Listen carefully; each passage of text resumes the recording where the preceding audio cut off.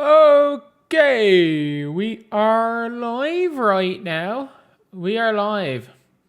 And we plan on going live right here for this one. And yeah, this will be a quick, maybe hour or so long stream. Like, I don't think we're going to be doing anything too crazy on the stream today. But yeah, look, I think it'll be fine. It'll be grand. So we're going to talk about the Olivia Miles situation. We're going to be talking a little bit about how NBA vets and WNBA vets versus the media and how they start reacting to things differently. We're going to be talking about the potential mass exodus of people from WNBA teams and their valuations not continually increasing. And we're also going to talk a little bit about some of the situations with contracts and what it means. We're going to talk obviously about the Dewanna Bonner situation, which is the title of this. And we're going to talk a bit about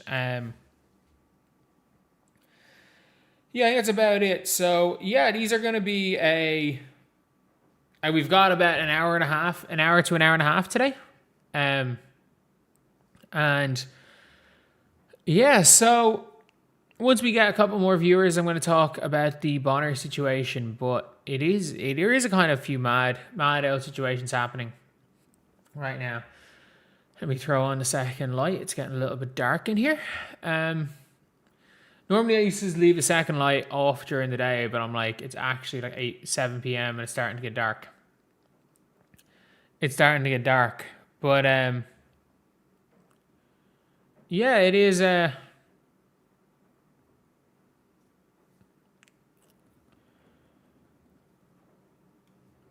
it's one of those things. So let's go and first of all talk a little bit about the Dewanna Bonner situation. Today we're going to talk about the Dewanna Bonner situation. If you guys don't know, Dewanna Bonner, she said she's playing another season. Twice in the last 2 years, Dewanna Bonner has randomly left the team because it just wasn't working out. Twice in the last 2 seasons has she just said, okay, this situation isn't working out. Let me go.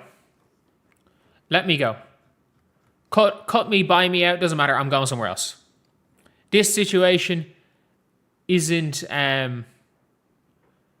working out for me. So I'm gonna go and leave.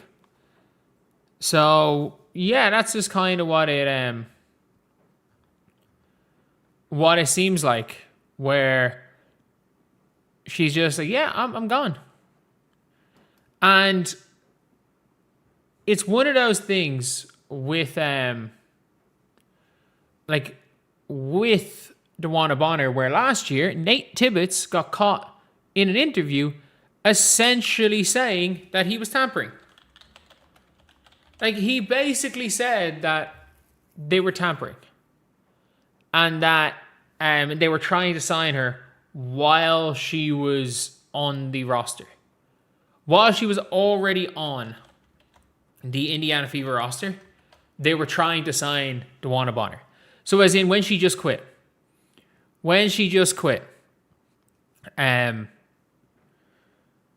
were trying to sign her when she just wasn't showing up. Because everybody, they knew, because of Alyssa Thomas, that Dewanna Bonner was never going to play for the Fever again. When everyone was like, oh, hopefully Dewanna's okay when she's missing games for personal reasons. But it turns out, no. No, it turns out that she just quit on the Indiana Fever. And now it is very convenient that the exact day that that Nalissa Smith gets hurt, and the Aces, who are a team that, are competing for a title, the day it looks like they're going to have an opportunity to bring in players, to bring in a player, suddenly Dewanna's, oh, I'm gone. I'm gone. Like, there needs to be some form of an investigation. If it turns out that the Aces contacted Dewanna or her agent and says, if you get out of Phoenix, is there a spot? Or the opposite way, if Dewanna's agent contacts the Aces and says, if I'm about to request a buyout from Phoenix, will you give me a spot? Then something needs to be done. And I'm sure that I watched plenty of this league. Did not care enough about the league to know about the ins and outs and the ongoings. I just watched the basketball in the past. That being said, you can't do that in the NBA. Could you imagine at the buyout market, if a player flat out was just like, yeah, I'm gone, a star, a player who was on nearly a max contract was like, yeah, you know what, I'm gone. Get me rid of being on the buyout market because this team had an injured player and I'm going there. And the worst part is that it's not like the NBA buyout market was in February. Could you imagine if like a week before the playoffs? Could you imagine if in April, there's a reason why you lock in playoff teams in the NBA. Could you imagine if like 5 games before the end of the NBA regular season, I'm just trying to think off the top of my head who'd be in a similar situation to Dewanna, where they're still a starter, one of the greatest of all time. I'm not going to say Steph. Paul George. Let's just say Paul George decided that he's like, you know what, I'm going to try to win a ring. Yeah, can you just let me walk and I'm going to sign for Spurs with like 4 games to go in the regular season? Like LeBron went to OKC. Yeah. I would say LeBron's better than Dewanna. He's Paul George more as an example. The problem is in the NBA is that no star will ever get bought out of their contract. Because if you get bought out of your contract, you're losing millions and not hundreds of thousands. And this is a player who refused to play, took money, and got after she refused to play and took money from the Fever while refusing to play, she then went and took a minimum contract. So she made sure she got enough money from the Fever that it was kind of half worth it, and then took a minimum contract. And I do feel like the tampering needed to be investigated last year because Nate Tibbetts admitted to it. Nate Tibbetts admitted to tampering. And that was, for me, the worst part about this. Nate Tibbetts admitted that he was tampering. And no one did anything about it. Literally nobody did. Because, it's Dewanna Bonner. You have to defend Dewanna Bonner. And 7th of October, during the finals, I want to see if I can get the clip here, where they openly admitted to it. I'm like, this was actually, I recorded this. I know this is a weird fact. My last ever day in my old house. My last ever day was recording in the kitchen because my setup was already gone. But Phoenix Mercury said they went after Bonner the last 2 off-season, joke, 3rd time's a charm, said Alyssa Thomas helped. And during that, he basically was like, yeah, we were recruiting her. Basically, we recruited her the last 2 off-seasons and we missed out. We finally got her when we recruited her this time. And I was like, oh my God.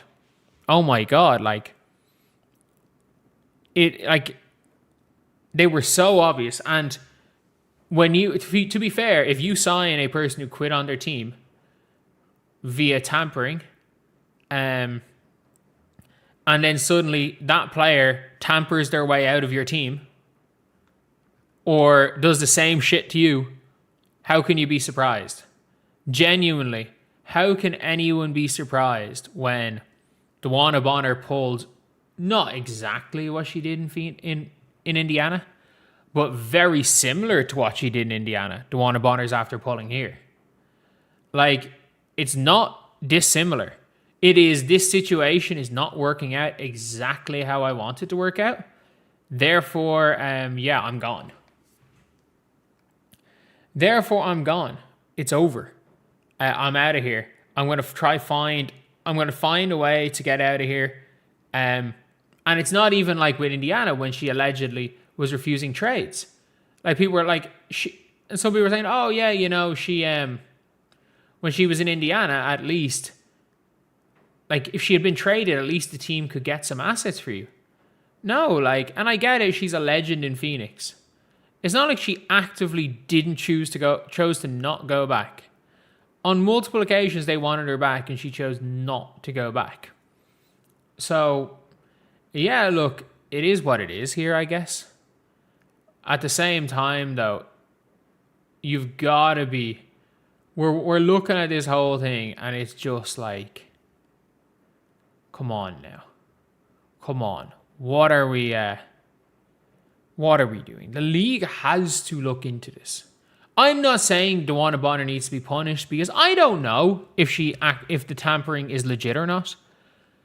That being said, there has to be some form of an investigation because I don't see how there's at least not conversations around this. Because if this happened in the NBA, there would be an investigation opened. And the same player appears to have done the same thing twice, especially if she ends up on the Aces. If she ends up on the Aces, an investigation has to take place. Why? Because there's no word about her going from the Mercury, and the second the Aces look to have a free roster spot because of the injury to Nalissa Smith, suddenly Dewanna Bonner is available. I don't know. It doesn't look. It's a bad look. It looks very, very fishy. That's all I'm going to say. And again, I'm not going to confirm that this has happened. I'm just saying this whole thing looks fishy. Just like last year, it looked fishy. This whole thing looks very, very fishy. Yeah.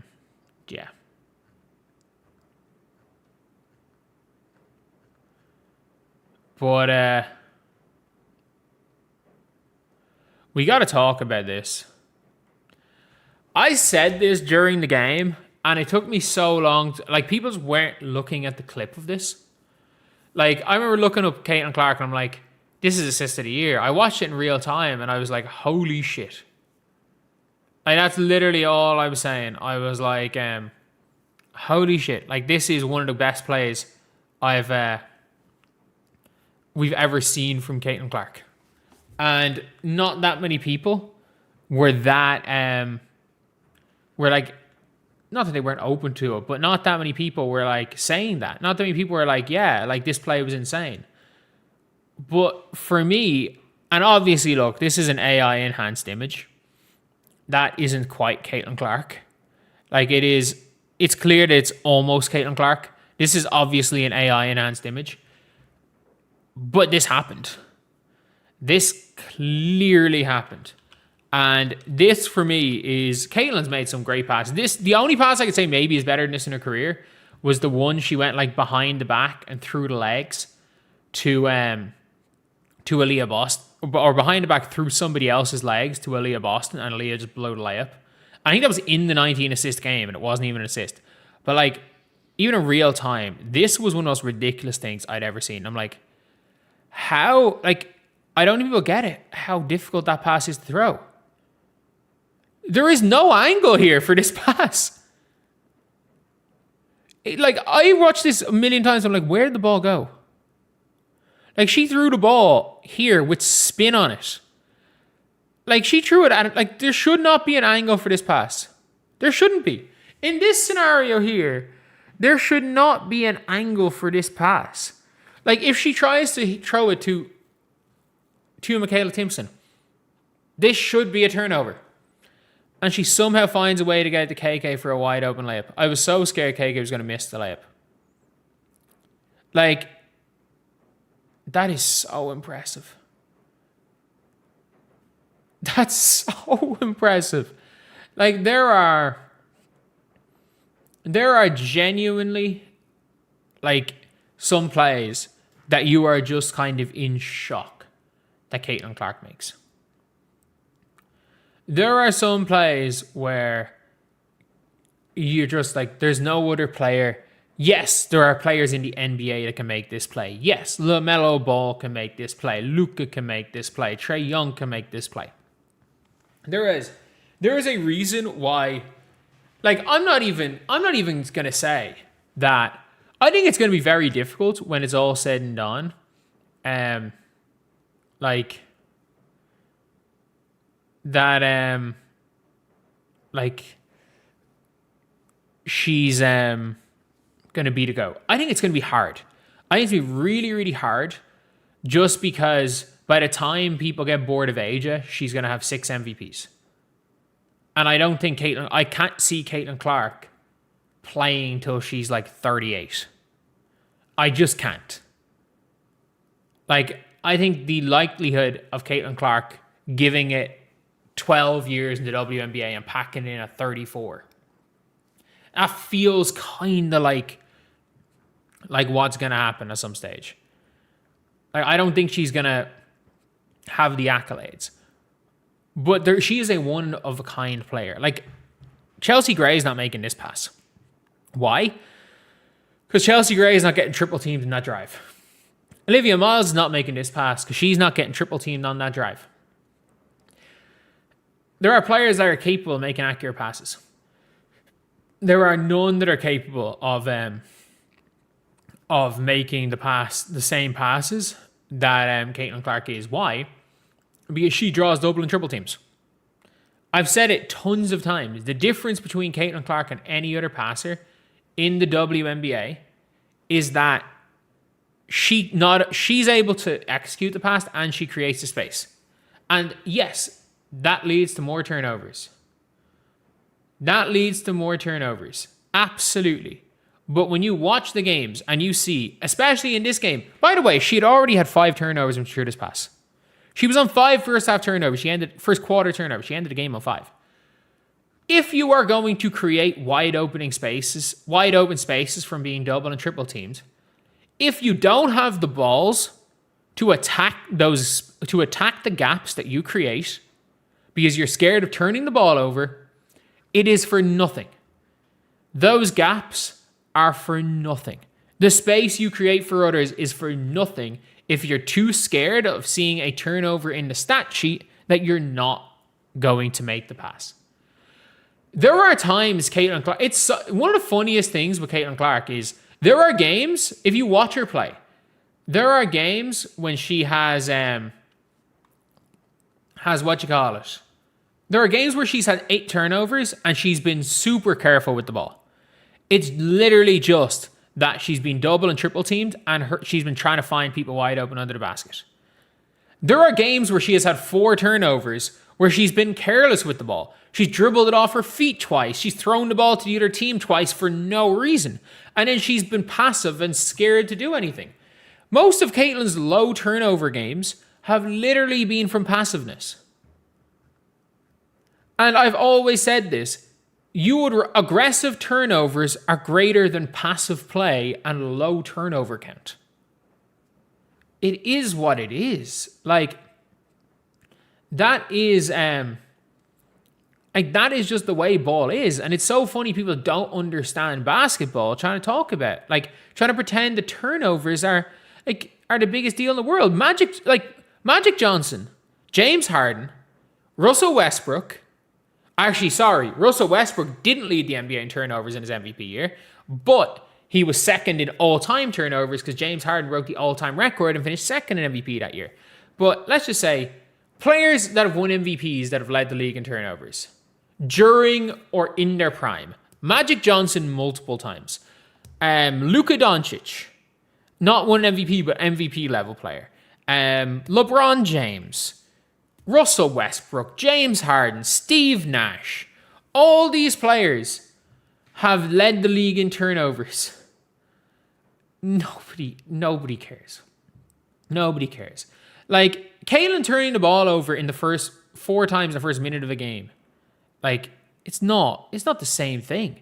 And if you want a Caitlin Clark being passive, you don't get this shit.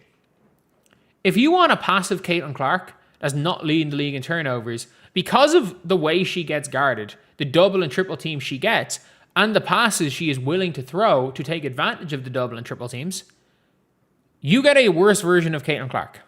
You get a much, much worse version of Caitlin Clark. Yes, obviously, there are situations where you're like, okay, they would you prefer that she not turn the ball over so much? Sure. But no player is perfect. And if the trade-off for her being the greatest playmaker and just a superhuman playmaker is that she's going to turn it over more times than any other player, but at the same time generate 15... I reckon Caitlin Clark generates between assists and hockey. There's no one that has more hockey assists than Caitlin. Because a lot of the time, Caitlin off the double hits somebody, and then what happens is that the defense has to swing to that person, and there's a wide open layup. There's nobody that creates advantages like Caitlin Clark. And if the trade-off for being the player that creates advantages by so much of a significant amount, while being able to do the spectacular, while being the best player to watch, while clearly leading the greatest offense to ever play the sport,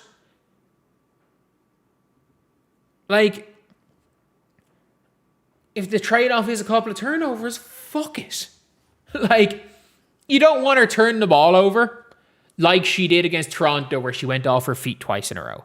You don't want her turning the ball over like she did against Vegas down the stretch. Live ball turnover, dumb turnover. You don't want that. But there are games where she has 7 turnovers, and not one of those turnovers are consequential to the the score of the game, but she'll have 10 assists that will completely change the whole game. That's what you want to see. That is what you want to see. But yeah.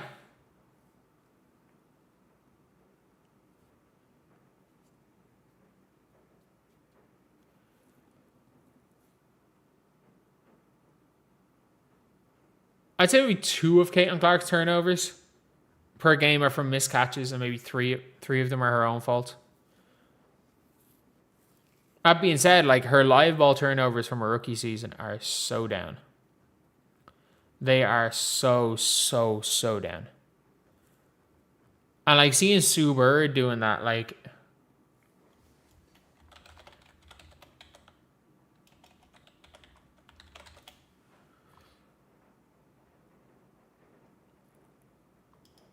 this was the most dumb shit ever.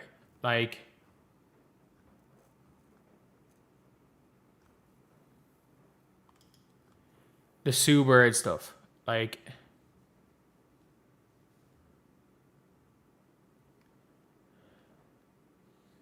This was one of the most ridiculous things ever from Sunday's game. Caitlin Clark, at halftime in this game, she had... I think I might be right in saying she had 18 points and 7 assists. And was +7. And they were down 1. So in the minute she was off the floor, the team didn't score. She was doing everything. And mid-highlight tape, let's take a listen. Michaela Tenson doing a great job making herself available with AB not being in the line. Yeah, to go along with this impressive play in the first half, she's obviously having a great season, is 5 turnovers. And I bring that up. She has 6 assists, 5 turnovers. Those 5 turnovers, Chicago has turned into points on the other side. So that's where you want your point guard to stay aggressive, which she's doing a great job of playmaking. The worst part is they didn't. From those turnovers, I shit you not, the Chicago Sky scored 2 points. Why? Because 4 of them were dead ball turnovers. One of them that led to points was you could see the scratch on Caitlin Clark's arm because Elizabeth Williams went for a steal, missed, and clawed her arm and scratched her arm completely. I actually clawed myself there. Scratched her arm, and she's there, and then they run in layup, and she's pointing to her arm. There's a massive scratch down it. Caitlin Clark, they conceded 2 points off turnovers from Caitlin Clark's turnovers. 2 points. And anybody who watched that game will tell you. A big reason they were down at halftime was that Caitlin Clark was the only person doing anything on that team. That was a massive, massive reason they were down at halftime. KK was as well. And Lexi, in fairness, Lexi was okay. We got nothing in the first half from Kelsey Mitchell. And then the reason why it went from being a tie to a 20-point win was because Kelsey Mitchell decided to go Super Saiyan in the second half for 23 points. Caitlin Clark's turnovers had zero to do with this game. And she said it as well in the game. Like, you know, the Indiana Fever need to take, like, if they take better care of the ball, they win. I'm going to show you this graphic from halftime. Steward also said the Fever need to take better care of the ball to win. So, fun fact, when Caitlin Clark plays, the Indiana Fever tend to turn the ball over less when she plays. Obviously, this season's a little bit different, but like, there's no real difference in how the team turns it over. When she is on the floor, when she's on the team turns it over less. Why? Because she just dominates the ball. But this is the halftime stats. This is the halftime stats. Officially. These are the halftime stats. You have right here.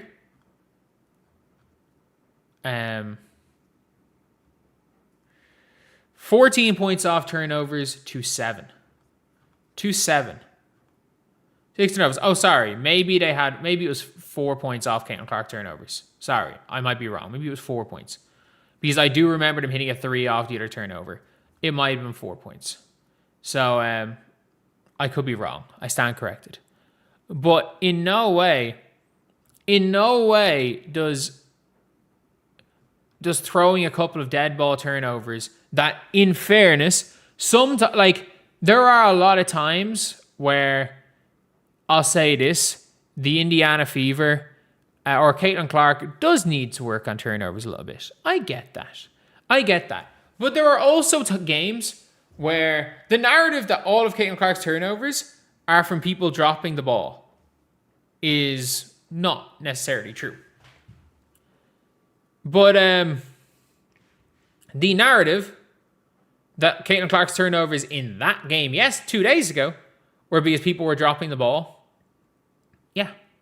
They are, that was probably true. That was probably true. And apparently Dolly Parton died. Rest in peace. Rest in peace. But, you couldn't have watched the first half of that game and came to the conclusion that any of the fault for a loss for them being down was on Caitlin Clark. And there are games that you can blame on Caitlin Clark. Blame the Dallas game on Caitlin from a couple of days earlier. Blame the New York game on Caitlin not showing up in the clutch. Blame that game on her. Blame the Vegas game on Caitlin Clark. There are games where you can go and blame Caitlin Clark, and I wouldn't be out here saying anything. If you want to blame Caitlin Clark for those games, even though I wouldn't, I blame the Dallas one on her. She just didn't show up. I wouldn't necessarily blame the Liberty game on her because, they're not in the game if not for her in the first place. But I get it. But to go out and try to blame Caitlin in the first half when she had one of her best halves of her career. I don't think people understand. Caitlin Clark generated 6 wide open layups. Those assists, 5 of them I think were to KK Timpson, and they were open layups. Open layups. And you're watching a highlight table for just generating passing the ball to people constantly for wide open layups, and it's oh yeah, the turnovers are the problem. It's what the fuck are we talking about? It kind of makes a mockery of it because, again, not all turnovers are equal. A person could turn the ball over 5 times, and all 5 of those times could be passes to wide open layups that are missed their target by an inch, and they go out of bounds for dead ball turnovers. Or a person gets stripped 5 times and leads 5 wide open layups. The stat sheet says they're the same thing. They're of the same value. They're not. They're absolutely not. And individual player turnovers are normally, unless, again, they are late game turnovers or late game decision makers, which again, Caitlin Clark has been at fault for doing that. I'm not pretending like Caitlin Clark has not had situations where late game turnovers have been an issue this year. They matter. They absolutely matter. Random turnovers in the first half of a game she is dominating is irrelevant. And I'm sure, like, Steward of all people should know that, but probably doesn't because she lived in the world of Gino, where point guards weren't allowed to do anything other than dribble the ball. Their job was to dribble the floor and pass the ball to players who were better than you. That's not a knock on Sue Bird. Like, Sue Bird was one of the best. Sue Bird might have been the greatest ever at it. Like, Sue Bird might be the greatest ever walk the ball down and give the ball to someone better than me point guard. But, like, we also have to take into account that what did Sue Bird do? Like, that style of point guard, everyone says that style of point guard is the best. What happened between Lauren Jackson and Stewie? Back-to-back number 1 overall picks between Lauren Jackson and Stewie. It's cool. She walked into a team with one of the 5 greatest players to ever play. And then she ended her career with another one of the 8 greatest players to ever play. Maybe one of the 5 greatest players in Stewie. Back-to-back number 1 overall picks. I can tell you one thing for sure. A team with a Caitlin Clark type point guard isn't getting back-to-back number 1s at any stage in her career. At any stage in her career, we're not seeing that. But, yeah. That's it.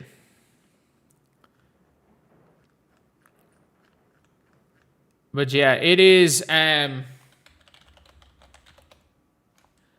I need to actually just show you guys this one article. There is a hilarious article. And I actually don't hate it that much. So, the top 20 players to watch in the Women's Basketball World Cup. The top 20. We have it right here. The top 20 players to watch. And yeah, let's see who this is. I do apologize. I'm just going to have to task manager there for a second. My computer froze. So hopefully that didn't affect you guys. But let's see who they rate as their top 20 players to watch in the World Cup. And again, I will be at the World Cup. I am going over on...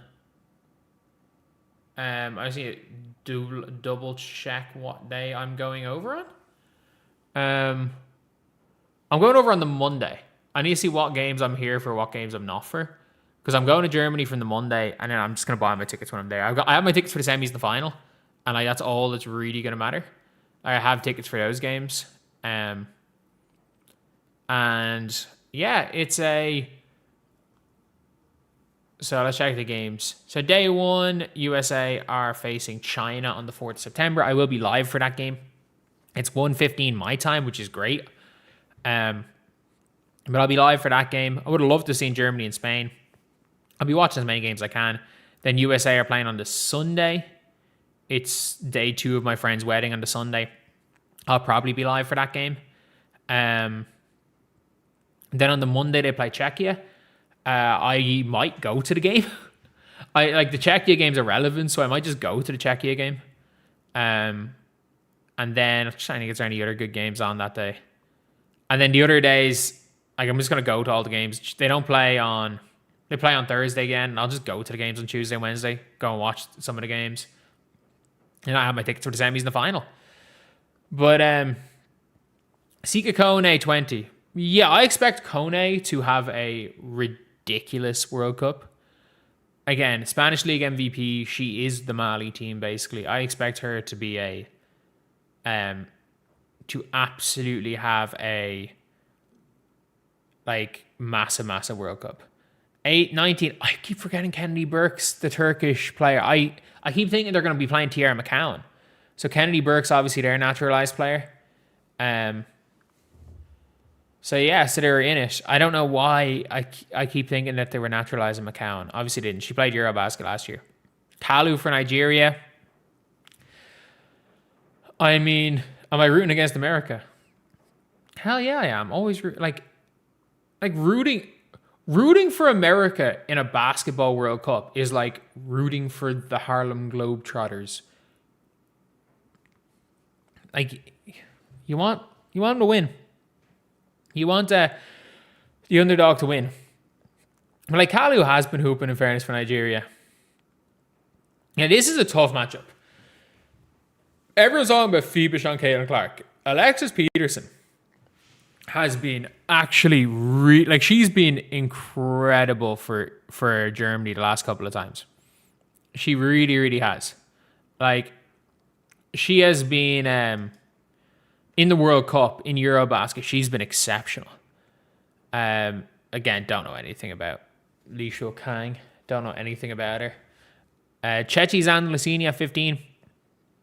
I mean, they have an easy group, so I would assume like USA is going to really be the only challenge. Like, I don't see China. Oh, China are huge, but like Italy have Kubai, so maybe that makes sense.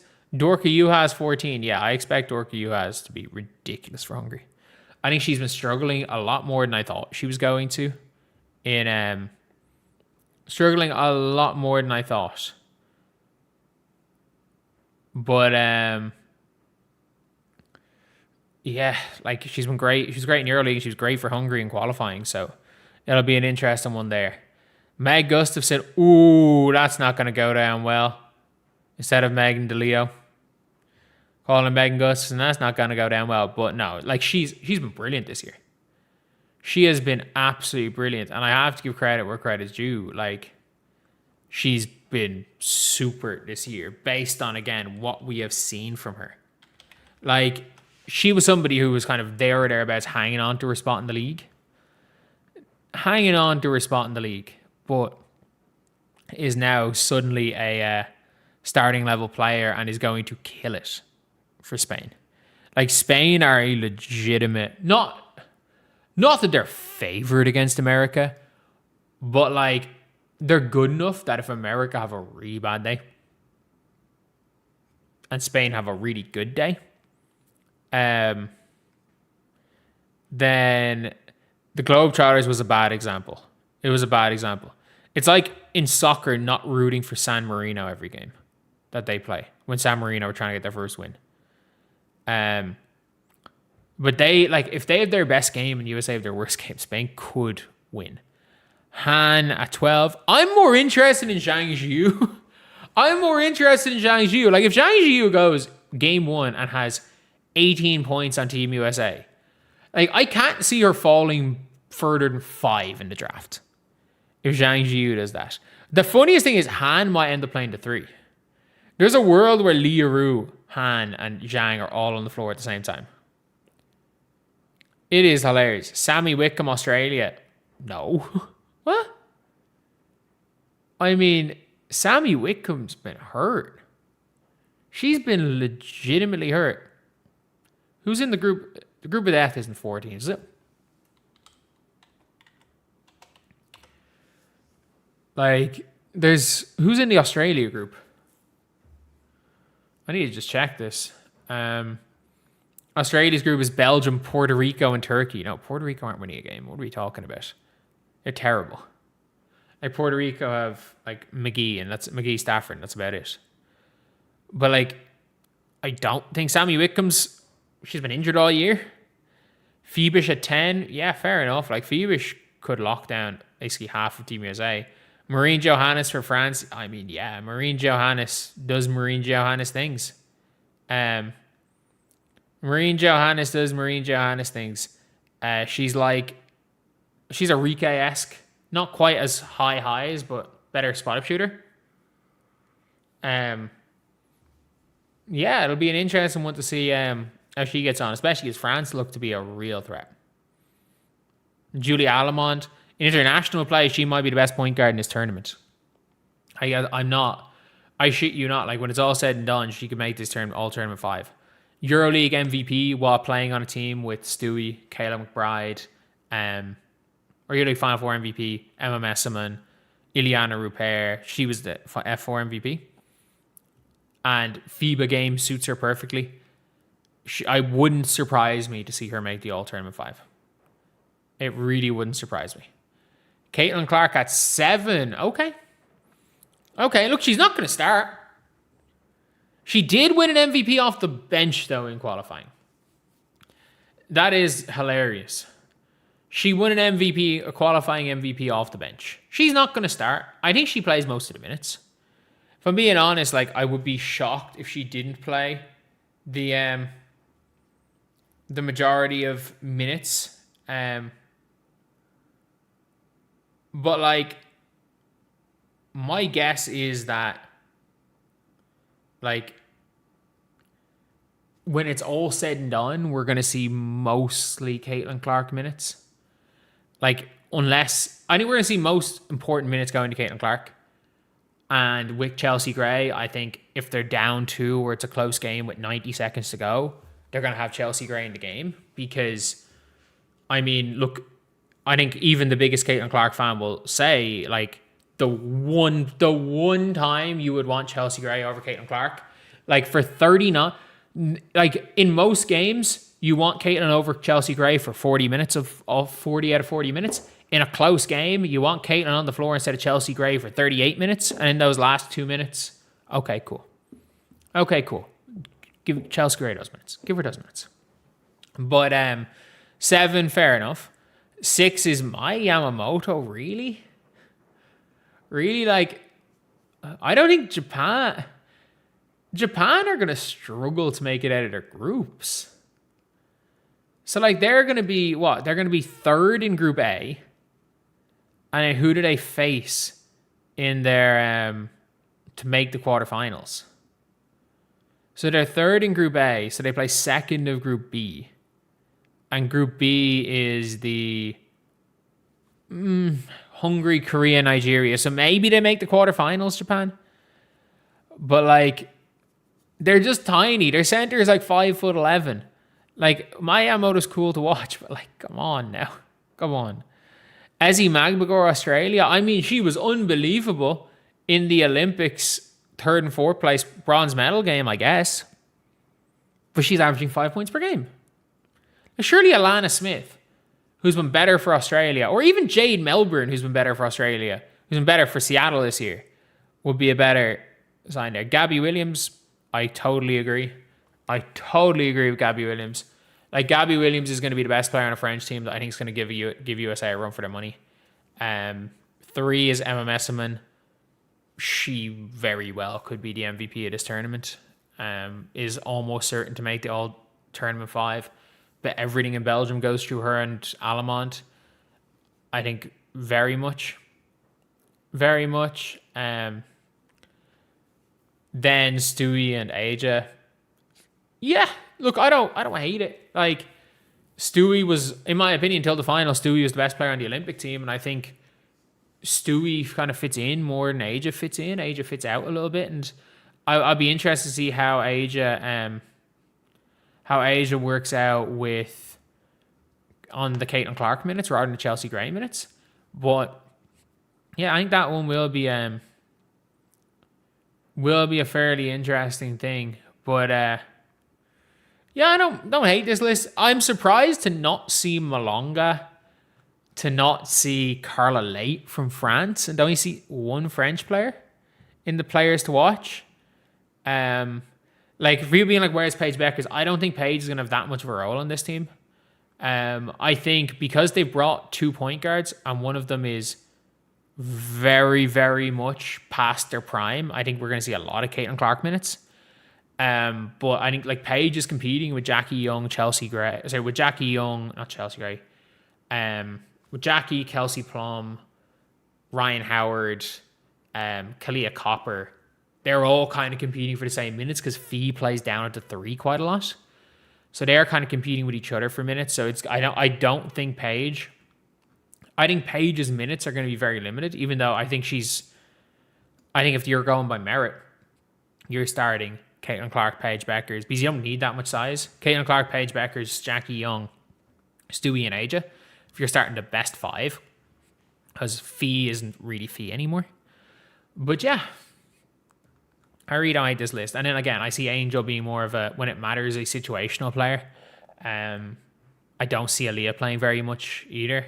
Like, I think Aaliyah's minutes are going to be... I think Aaliyah might play less minutes than Angel, to be honest, when it really matters. Like, when it matters, you're going to see 35 from Aja in semis and final, 32, 35 from Aja, 32, 35 from Stewie, probably 25 from Caitlin. I think Fee's minutes are going to be cut big time in the big games as well.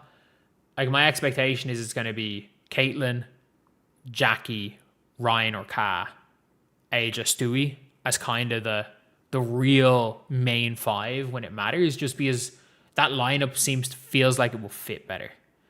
Like, you can push the tempo, you can use your advantages. It doesn't feel like it's a it doesn't really feel like you're slowing down when you should be speeding up, if you get me, with that team. But yeah. Did any of you guys see this? So, Dejanay Carrington. Oh my God. Dejanay Carrington. So Dejanay, if you guys don't know, is someone whose fame drastically outweighs their basketball ability. So what happened with Dejanay? Dejanay has been injured for most of the year. She really hasn't played that many minutes this season. She's only played in 10 games. But when it came to Dejanay Carrington, she comes back and plays. And in fairness, first 2 games she plays, they win. They won 3 of the first 4 games she played. Like, before the Fever game, they won 3 of the first 4. And then she goes and gets herself chucked from the Fever game for taking out trying to take off Sophie Cunningham's head. She got herself chucked. And then the next game, she had the game of her career against Seattle, chucking up 20 shots. Since that game, she went and shot 1 of 9 from the field, 3 of 13, 2 of 8. And against the Indiana Fever, her 3 of 11 shooting was in fact actually the best she had shot. The best she had shot. But after the New York game, there was, when they played the Valks, Dejanay was hurt. Dejanay was, she was out for a game, and she was, doubtful for the Fever game. And, I mean, we got it. We have to be very honest here. I think Caitlin Clark works miracles. I think Caitlin Clark genuinely works miracles. Because at the end of the day, we're starting to see players miraculously come back from injuries when they face Caitlin Clark. And you've now got Dejanay here, who has, let's be very real, completely embarrassed herself against the Indiana Fever this season. Like, I genuinely think that Dejanay Carrington has cost herself not $1 million a year, but over the course of her contract, about $1 million. And now, all of a sudden, she's hurt again. She is suddenly hurt again. And it's one of those things where she made sure as hell she came back for the Fever game. That is all that mattered, All that matters is, are you back for Indiana Fever? We're playing the Indiana Fever today. Can I get back for the Indiana Fever game? That is what really matters. And you can see with all these players what they're doing. You can see the players that, you can see how much this Indiana Fever game matters to basically everybody. Because it well and truly is their Super Bowl. You've got players who were injured coming back and embarrassing themselves and tweeting out, counting down for this game, and suddenly are then injured for their next games. I wouldn't even be that surprised with Dejanay if Dejanay goes and is done for the year. And you know what? Shutting her down might be the idea. And just admitting we got scammed by Dejanay Carrington to play like 7.5 games for us for the year. You know what? Like 7.5 games is fine for Dejanay. And everybody again talking this game with Dejanay Carrington is like, oh yeah, she played in a minutes restriction against the Indiana Fever. I mean, if you are hurt and your team is out of the playoff contention, anyone saying that the Sky were in playoff contention, the Wings needed to lose every game for the rest of the season, and the Sky needed to win every game for the rest of the season. That's like saying that the Sky were in playoff contention is like saying a team starts 0 for 18 for a season, but technically if they win every single game the rest of the year, they're going to make the playoffs. It's like saying that they are still in the playoff hunt. But yeah, like it's just not a surprise, is it? It's just not a surprise to see her going like out of her way to go and play against the Indiana Fever. And the funniest part is that she got absolutely embarrassed in it. She got absolutely embarrassed in that one game that she went out of her way to play. And look, could she be in? She very well could be injured. She very well could be. And if she just got cooked by Caitlin Clark, no one would care. But when you immediately go and start taunting Caitlin, then Caitlin hits a 3 on your face and you try to knock into her, and Caitlin just waves you off, like, with all of that, it is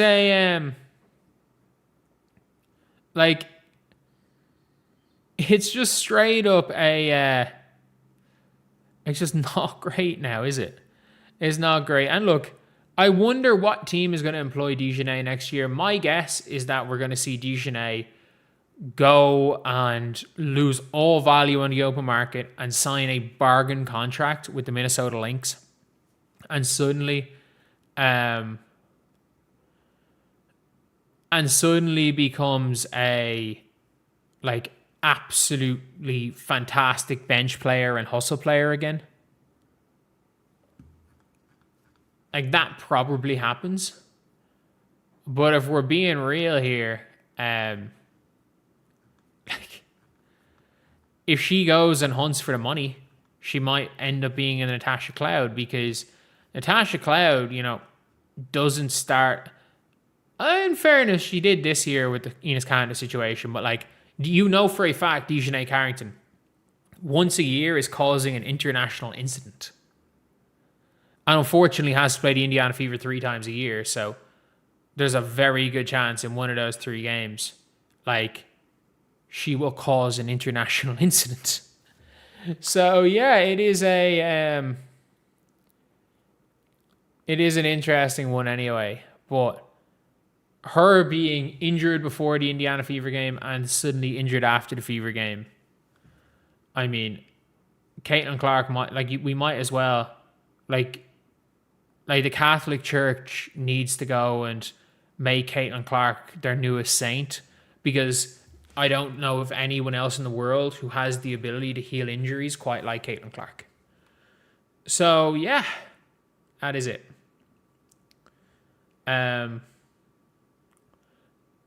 So have any of you guys seen this clip? Have any of you guys seen this clip of Michelle Onyea? Like, she's getting it down with ease. Like, she's getting it. Like I always joke about how when I was like 22 and I was in my athletic peak, I could still dunk pre-Achilles snap and like 15 pounds ago.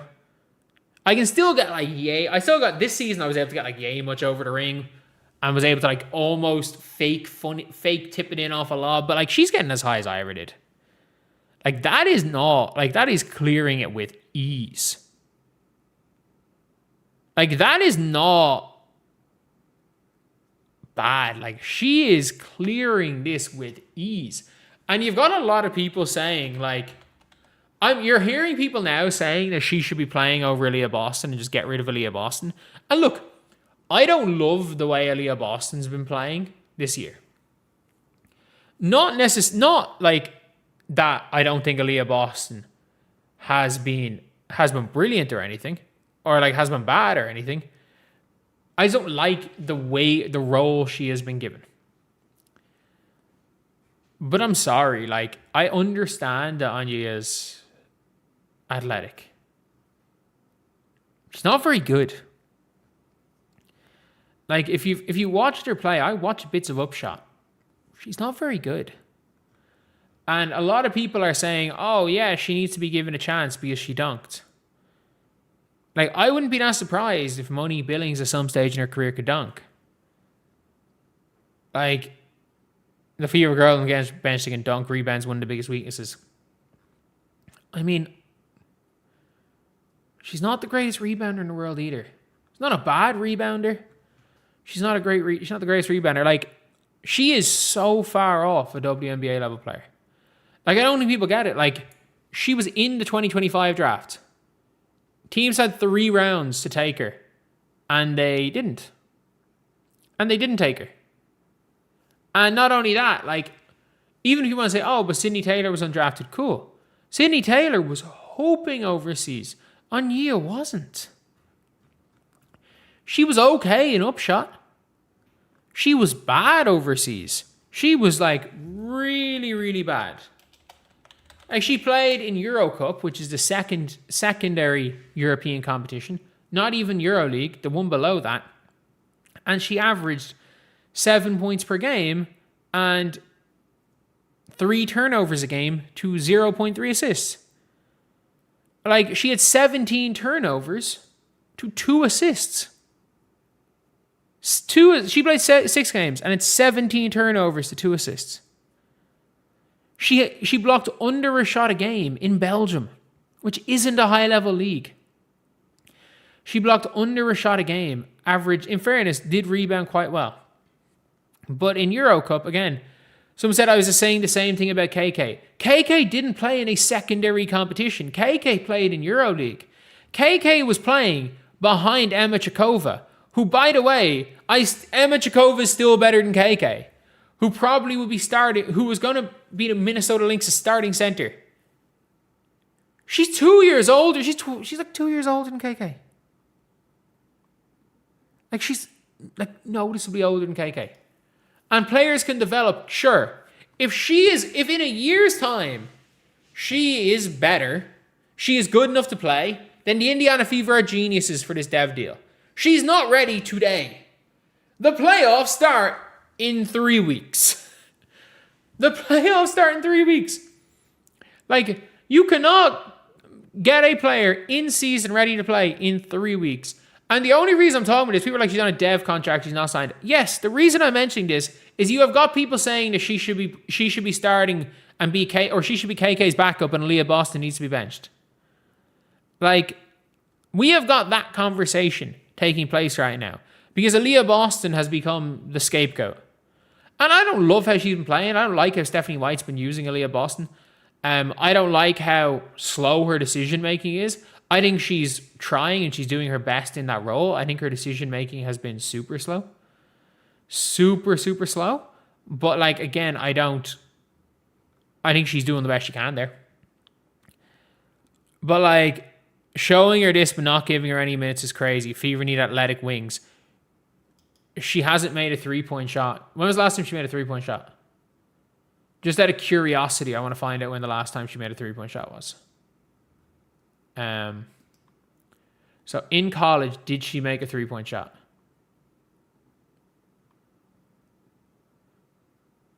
The last time she has made a 3-point shot, I think, was in high school. That's if she made a 3-point shot in high school. She made one in Europe. Sorry, she made one. So since 2019, she has made 1 3-point shot.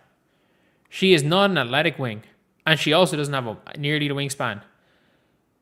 She casually dunks, hits HR charity, softball, ridiculous athlete. Yeah, you know what? Like, if they end up getting her in, signing her, and turn her into a player next year, I don't even hate this. Like, I don't hate this. It's like, I've seen enough starter and KK, Hub and Mo can come off the bench. And, like, between this and KK, they're just trolling. I don't, like, I mean this. If they're confident they can develop her like they develop KK, be my guest. Go for it. But what we're not doing is pretending like she is ready to play basketball this year in the WNBA. She is not ready to be a WNBA player. And she might be 2 years away from 2 years away. On a positive note is they gave up on one super high upside player and at least brought in another one. Like, when you give up on Justine Passat, you've got to bring in a prospect who fans are going to be excited about. And in their defense, they have done that. Like, as dumb as bringing out Justine Passat was, what doesn't make sense for me is not cutting Grace VanSlooten and keep Passat. I like Grace VanSlooten, but like, she's not the prospect Justine Passat is. Like, everyone's saying, like, look, she's just an off season away. She's development away from being a player. I think everybody knows that that Justine Passat is an off season away from being a legit, like, unicorn type player in the league. And we know she's kind of like one off. She's very close to being a unicorn prospect. And look, when it comes to the Indiana Fever, they are signing athletes. And if she turns out to be even remotely close to KK Timpson, you keep her, you develop her, and maybe you can get off Mo Billings for a wing. Is there a bad contract wing out there that you can take for Monique Billings and not have to go up first? Maybe you go and do that. But like, young athletes are what the Fever need. Athletes and defense. Realistically, athletes and defense is what they need. And athletes shooting defense. You've got your big three. Your job is to find complementary role players. But it just doesn't seem like they're kind of doing that. But, or it doesn't seem they were trying to do that. Maybe they changed course after this offseason. But yeah, it is a nice one seeing that, you know, the Indiana Fever have a young player that is out there dunking who is an athlete. And maybe they have an off season. And in fairness, like, Stephanie White does have a really good track record with raw athletic prospects. Dejanay is Stephanie White and Keith Porter. Like, Dejanay is the poster, and KK Timpson. And look, I'm being very clear, like, KK and Dejanay, like, KK's problem, a lot of that was her IQ. And we're seeing it with Dejanay. Not playing with Stephanie White, her IQ is much more of a problem. Her lack of IQ was much more of a problem than it was when she played with Steph, because Steph seems to be good at putting players who, maybe not low IQ is how we put it, who have bad feel for the game in positions to succeed. So maybe we'll see that exact same thing with Anya. Basal had a bad attitude and they didn't want to deal with it. If I'm going to be real here, you can see with the way the teammates interacted with her, if her bad attitude is, I want to play, that's not a bad attitude. Or I'm not happy sitting on the end of the bench. I don't think that's a bad attitude. I really don't. If your teammates hate you because of it, then okay, but I really don't hate it. And so Angel Reese wins Player of the Week in a week directly following a disaster of a game that she had against the Indiana Fever, and I don't hate it. I don't disagree. Like, I don't disagree in any way with Angel Reese winning Player of the Week, because look, she had a 31-point game and a 20-point game without missing. And yeah, some of her, like, look, I'm gonna be real. Angel Reese doesn't help herself ever. She doesn't help herself ever when it comes to public perception. She just made up yesterday. Like, she had, I think, was it a WNBA record of 26 rebounds or something? She broke some WNBA record yesterday. And, like, someone accidentally tripped up and said the NBA record. And she goes, I break NBA records too. And, like, people did the research. She has never broken an NBA record. Like, it's not like... Again, there's been a couple of times with Caitlin Clark where some of the records, some of the things that she's done, no NBA player has done. But, like, Angel Reese never broke a record. And also, like, she was on 9 points, so she started cherry picking.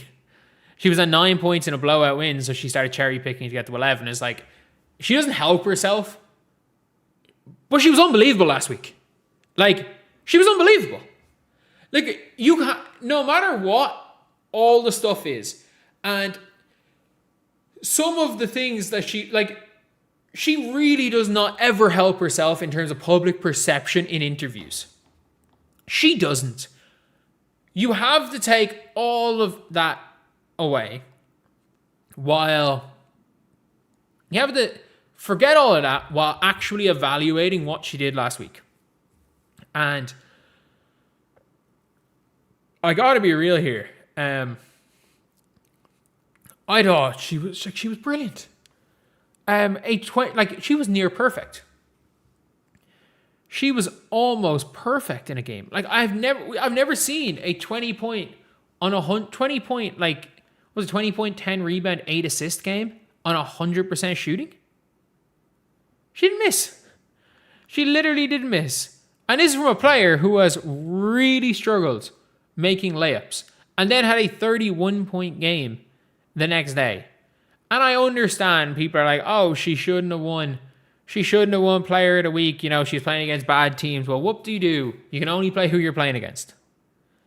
And it is mad overall. Like, it is really mad when it comes to Angel Reese, because if she could just make layups, like, I think we can all say right now that she's never going to figure out the layups. Like, that her figuring out the layups is like, I don't know. I'm just trying to think of an example. It's like Ben Simmons learning how to shoot. It's just not going to happen. Like, her making layups is not going to happen consistently. It's just not going to happen in her career. Like, you would have to have zero ego to improve layups like Angel Reese does. As in, like, if you've ever trained with pro players, if you've ever worked out with pro players, like, I don't think people understand how hard it is to switch up entirely what pro players do, because like, they all have egos. Like, I remember, like, trying to work out a pro player a couple of years ago, and, like, his jumper was just so broken. His jumper was so broken, and he insisted on not changing anything, not doing anything different, and consistently bricking. And it's the same you've seen with NBA players. That there's been a Will Chamberlain as an example. He couldn't shoot free throws, but then the 1 year he shot them underarm, he shot really well, and then said, "No, I'm not doing that. I'm not doing that." So it's like, it's not like Angel Reese, to fix her layups, is going to have to get in the lab and basically not work on anything else, not work on her sidestep, her dribble sidestep mid-range shot that she takes 0 times a year. But so it's never really going to happen. That being said, she's really good. Like, she's really, really good. Like, she might be the most effective player on this Atlanta Dream team. Like, she might be, like, is she the most skilled? No. Is she the most talented player? No. Is she the hardest working player on the glass? Yeah. And again, there are times where she seems more interested in stats than she does with winning. But the good thing is that she plays in the Atlanta Dream now. Is that her doing that doesn't really cost her team games anymore. And she's probably been, like, I don't think she's not going to be on the All-W first team. I don't think she's near there. But, like, she's probably making second team. She's probably making first team All-Defense and second team All-WNBA. Like, she's probably making second team All-W and probably first team All-Defense. And again, do I think she should make first team All-Defense? No. Because, again, I've been watching a lot of her playing, and I'm like, her defense is very inconsistent. Is very, very inconsistent, as in, like, she won't play defense for 3 quarters and will then make 3 huge defensive plays at the end of games. But, like, when she fully locks in, she's a ridiculous defender. I think everyone who's watching her will say that. And look, she won a Player of the Week and it's well deserved. No matter what anyone wants to say here, like, I don't see how you could argue it wasn't well deserved. She averaged 24, 11, 11, and 4. And in one of those games didn't miss a shot. Her percentages were super high last week. They were super, super high. Again, Aja winning Player of the Week during a week where Angel Reese got the better of her is an interesting one. But I mean, 24 and 8 is great. Like, that is, again, that just 24 and 8 seems to be just a normal week for Caitlin Clark. But I mean, if Aja Wilson has a normal average week has a normal statistical week for Caitlin Clark, then, you know, she's guaranteed to win Player of the Week, I guess. Albeit Caitlin Clark was awful last week, so she's not. She's definitely not winning that. But yeah, it is it is what it is. It is what it is when it comes to Angel. Like, a lot of people are going to be calling it out, but no, well deserved, absolutely well deserved.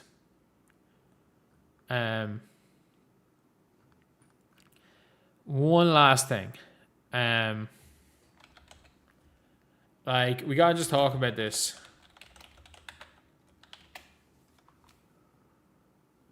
We have to talk about this right here. We just have to. I think it's a really big topic to talk about.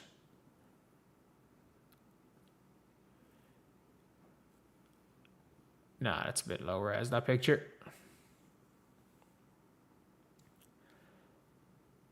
So Kelsey Plum with the Phoenix Mercury. She's somebody that has been obviously was kind of a big signing. They traded first and Monica Cole-McCanny for her. And Cole-McCanny's good. She's real good. So, if you guys don't know, the Mercury, they were meant to push for the playoffs with Kelsey Plum. They were supposed to push to make the playoffs this year. Kelsey Plum is a free agent at the end of this season. This is the most bizarre trade of all time, because since the Kelsey Plum trade, they won a game where Kelsey Plum basically won it by herself down the stretch. And since then, they have won one game. They are 2-6 since trading for Kelsey Plum. And they are so far out of the playoffs that they have just told one of their vet players, you know what? We'll buy out your contract, go sign somewhere else. They've told one of their vet players, like, oh yeah, you can go sign somewhere else. You're good. We don't need you. Like, it just makes no sense what they were doing. Like, what were they thinking? Because Kelsey Plum can leave for nothing. And now you're like, imagine being Kelsey Plum. Like, you've signed for this team because of their veteran players. And you basically you've joined this team and you're a competitor. And you're playing out the rest of this year. Like what? You've got 7 more games to go in the year. And you find out your team just were like, that was a player. Yeah, we just let her leave for nothing. And it was like, the Mercury are a real pro player organization. So we're just gonna let one of our players go. And we're going to let one of our players go and sign for a rival. Because we didn't make the playoffs. Like, I said this with the Indiana Fever when they let Dewanna Bonner go. Because everyone said, they have to let Dewanna go. Otherwise, free agents, if they go and try to screw over Dewanna, free agents are never going to sign. They're just never going to sign. And then suddenly, no free agent signs when they let Dewanna Bonner do whatever they want. No superstar is going to sign for an organization that lets players walk all over them. Why? Because what if that's their teammate? What if you sign for an organization, players would rather sign for a cutthroat organization. Everybody will tell you that. Like any player, there's a reason why players will go to the Vox over any of these other teams. There's a reason why players will go to organizations in free agency that are cutthroat, unless it's for money. Because soft organizations don't win. Doing the bullshit that Indiana Fever were doing is not going to win. Doing what the Phoenix Mercury just did is not going to win. And if you are Kelsey Plum, you're like, well, she was just like, you know what? I'm going to leave the LA Sparks because we're in a bad situation contract-wise. So I'm going to go to Phoenix, who are now in a worse situation contract-wise because I don't know how much better Alyssa Thomas is than Hamby. I don't rate Hamby that highly. And at least LA have $1 million coming off the books in Neko Wumaka next year. I don't know how much better Kalia Copper is than Ariel Atkins. That's a crazy statement to make. I know, I just heard it there. Kalia's a lot better than Ariel Atkins. But what? Who's ahead? Are the LA Sparks ahead of the Phoenix Mercury? So maybe that's not a crazy statement to make. The LA Sparks are a half game behind the Phoenix Mercury, and the LA Sparks don't have Kelsey Plum anymore. Maybe it's not a crazy statement to make in terms of pure impact. Maybe it's not. Because in fairness, Brink's starting to hoop. Brink's really starting to hoop. She was fantastic yesterday against Angel. But she left the Sparks to go to the Sparks of Arizona. She basically went to the exact same team, except they have a better training facility, and instead of living in LA, you're in Arizona. There's no logic for Kelsey Plum staying. Because the Phoenix Mercury, if they give her a max contract,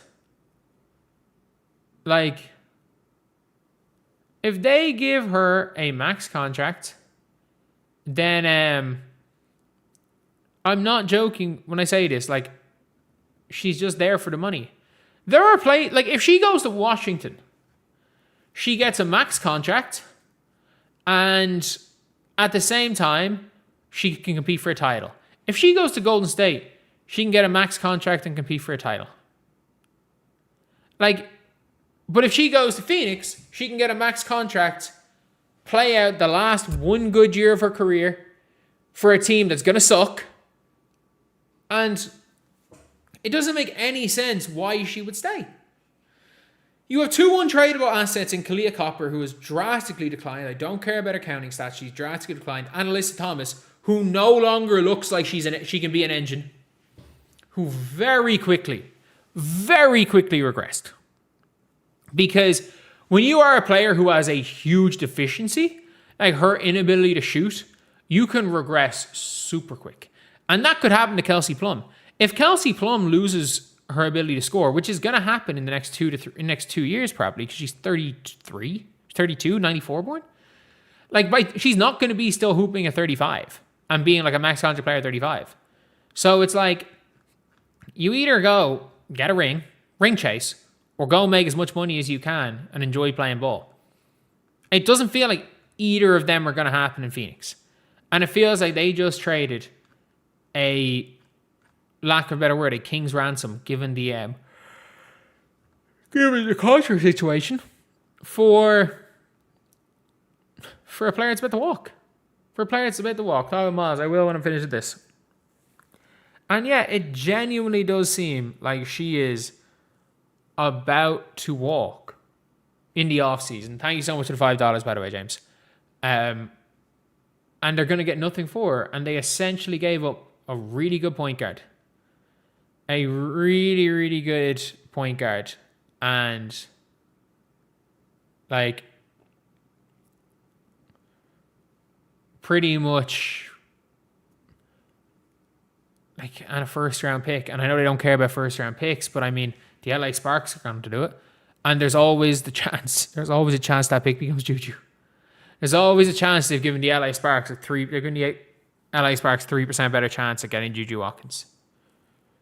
Like, it's going to be one of those crazy things. And again, look, I assume Tippett's going to be fired at the end of the season. I assume a lot of things are going to change, but man, he's literally, like, Ishbia has literally done with the Phoenix Mercury what he did with the Phoenix Suns. And then what the hell they were doing with Dewanna Bonner. Like, that's not going to help things. It's going to hurt things. It's going to hurt things. Like, being such an unserious organization that if you've had a bad season, you're just going to let players walk mid-season. And it's not, or not even let them walk a week before the playoffs to a team of their choosing is mad. Absolutely mad. But yeah, we got to talk about the Olivia Miles situation. I completely forgot that I haven't that we haven't talked about it.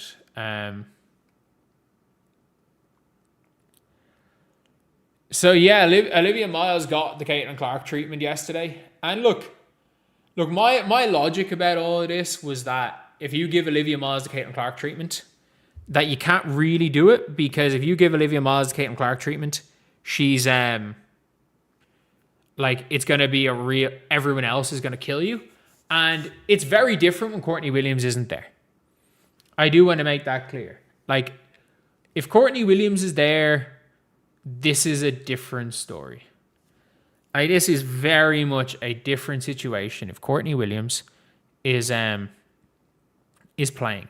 Because if you double Olivia Miles, you can get it to Courtney Williams. And like, good things can happen. But without Courtney Williams there,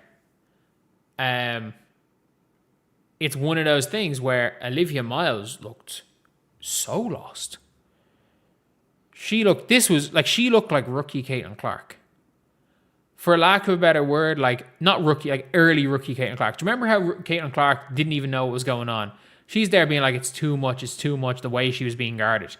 And the Valks are a tough team. Like, we've seen Caitlin Clark drop 20 points one time on the Golden State Valkyries. Once.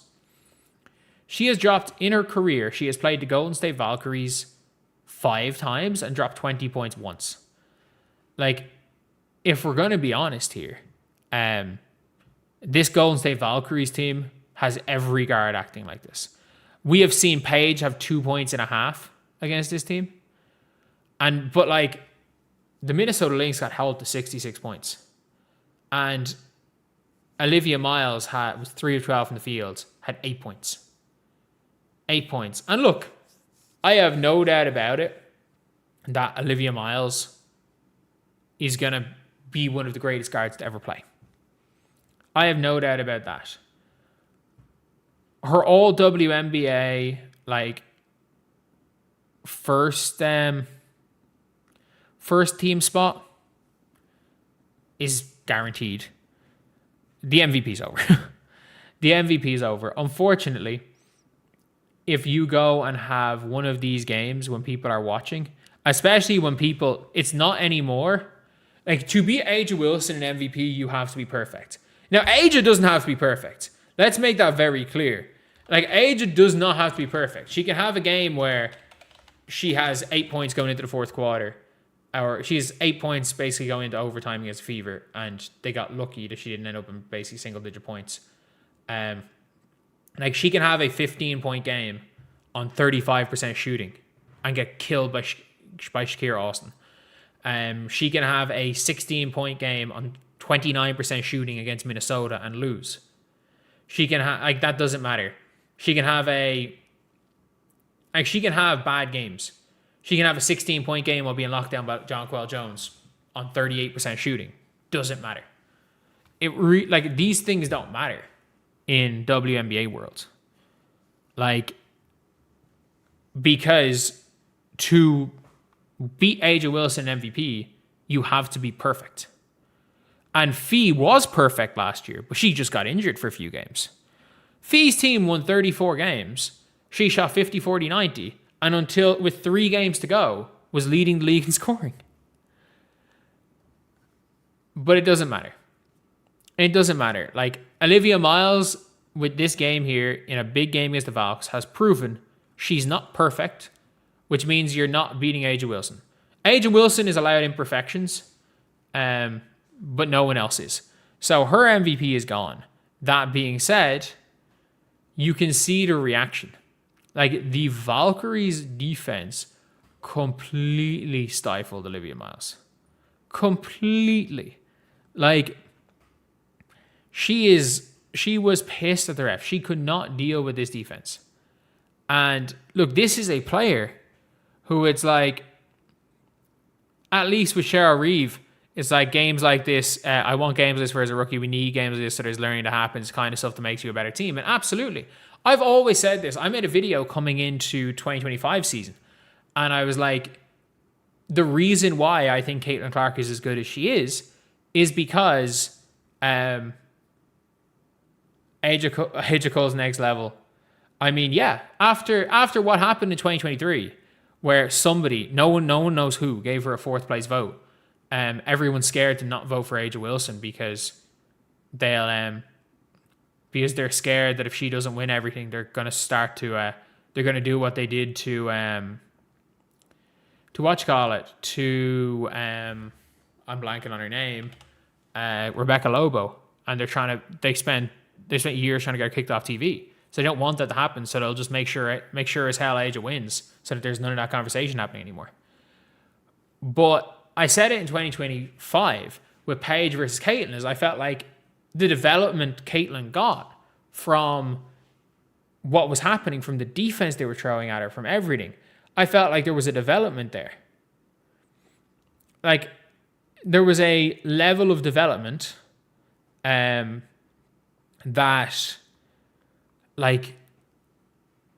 she got in those games.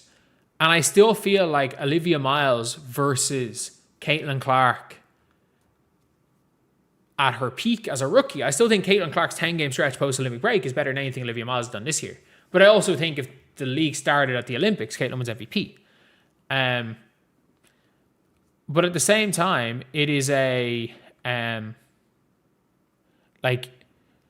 it's very, very clear that there are no other players that are able to deal with the defense that Caitlin picks up on a nightly basis. We saw it with Paige last year when the Valkyries held Paige Bueckers to 7 points.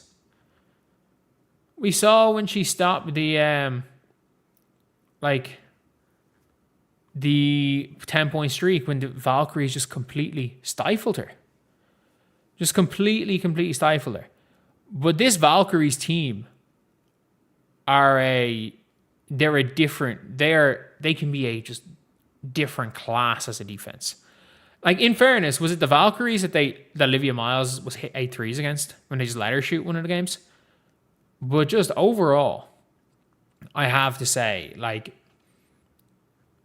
when it comes down to the way that teams are defending Olivia Miles, it's just not the same.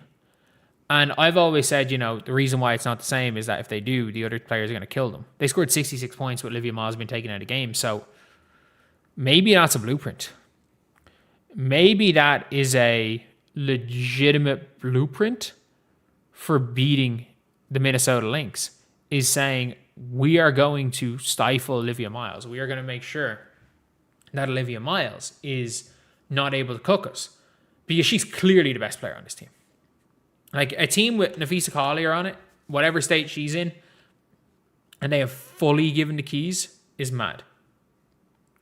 Beating Aja in the MVP race means you have to beat her in stats, eye test, and then you have to beat her reputation. I mean,